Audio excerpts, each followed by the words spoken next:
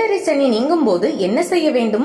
ஏழரை சனி நீங்கும் போது அந்த ராசிக்காரர்கள் அன்றைய தினம் புண்ணிய நதிகள், சமுத்திரம், நீர்த்தடாகங்கள், குளம் போன்றவற்றில் குளிக்கவும். இயலாதவர்கள் வீட்டில் உள்ள கிணற்றில் குளிக்கலாம். சமுத்திர ஸ்நானம் செய்யாதவர்கள் நல்லெண்ணெய் தலையில் வைத்து குளிப்பது சிறப்பு.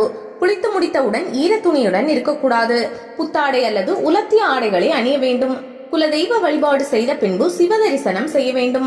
என்றவர்கள் தக்க வேத விற்பனர்களை கொண்டு நவக்கிரக சூக்தம் ஜபம் செய்யலாம். மற்றவர்கள் நவக்கிரக ஸ்லோகங்களை சொல்லலாம். முதலில் குறிப்பாக சனீஸ்வர பகவானின் ஸ்லோகம் 9ஐயும் சொல்ல வேண்டும். வீடு அழுக்காக இல்லாமல் சுத்தமாக மொழிகி கோலமிட்டு காசு பணங்களையும் நகை ஆபரணங்களையும் பழவர்க்கங்களையும் சுவாமி பூஜை அறையில் வைத்து கண்ணால் பார்க்க வேண்டும். புதிய ஆடை அல்லது அணிந்திருந்த பழைய ஆடைகளை ஏழைகளுக்கு தானம் வழங்க வேண்டும். அதுபோல ஏழைகளுக்கு அன்னதானம் வழங்க வேண்டும். பசுவிற்கு அகத்திக்கீரை உண்ணத் தருவது மிகவும் சிறப்பு. ஏழை பிராமணர்களுக்கு தாம்பூலம் தட்சணை கொடுத்து நமஸ்கரிப்பதும் நன்று. மேற்கண்டவைகளை செய்வது விசேஷம். முடியாதவர்கள் 15 நாட்களுக்குள் செய்யலாம். அதற்கும் சூழ்நிலை சரியில்லை எனில் அடுத்து வரும் ஜென்ம நட்சத்திரத்தில் செய்யலாம். இவ்வாறு செய்தால் சனீஸ்வர பகவானின் ஆட்சியில் சிக்கிய மனித சரீரம் பற்பல வளம் நலமும் விளையும் புனித பூமியாக மாறும்.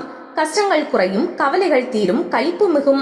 முக்கூட்டு எண்ணெய், நல்லெண்ணெய், நெய், இலுப்பை எண்ணெயினால் ஒரு இரும்பு சட்டியில் வெள்ளை, கருப்பு, சிவப்பு வண்ண நூல்களை திரியாக இட்டு மேற்கு திக்கில் தீபம் ஏற்றி வர வேண்டும். இதற்கு சனீஸ்வர தீபம் என்று சித்தர்கள் கூறுவர். இந்த தீபத்தை சனி பகவான் சன்னதியிலும் ஏற்றலாம்.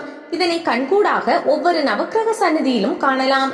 இந்த தீபத்தை ஏற்றி நீலோற்பல மலர், நீல சங்கு புஷ்பம், வன்னி இலை, வில்வ இலைகளால் தீபத்தை பூஜித்து சனி பகவானை சாந்தி பரிகாரம் செய்யலாம். ஸ்லோகங்களை ஜபித்து இந்த தீப ஜோதியானது இந்த வீட்டில் நிரந்தரமான பிரகாசத்துக்கும் மகிழ்ச்சிக்கும் குதூகலத்துக்கும் ஏற்பட்டுள்ளது என்று மனதில் திடமான சங்கல்பத்துடன் மேற்கு திக்கில் வைத்து எரிய விட வேண்டும்.